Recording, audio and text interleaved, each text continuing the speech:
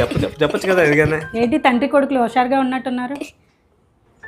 అమ్మా రే రే రే అమ్మ ఇప్పుడే వచ్చింది కదరా, ఇబ్బంది పెట్టకు. ఏం కావాలి నాన్న? అమ్మా నాకు పూర్తిగా సైకిల్ తొక్కడం వచ్చింది, నాకు కొత్త సైకిల్ కొనాలి.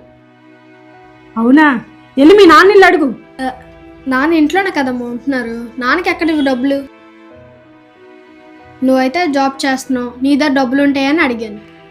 చూడు నాన్న, నేను జాబ్ చేసినా మన ఇంటికి పెద్ద మాత్రం నాన్నే. నీకైనా నాకైనా ఏం కావాలన్నా నాన్నే అడగాలి. వెళ్ళు వెళ్ళి అడుగు.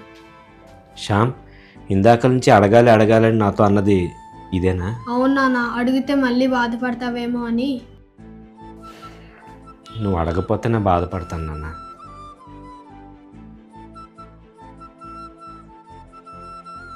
ఇంకేం మాట్లాడకండి, మీరొకటి నేనొకటి కాదు. వెళ్ళి మంచి సైకిల్ కొనుక్కొని రండి.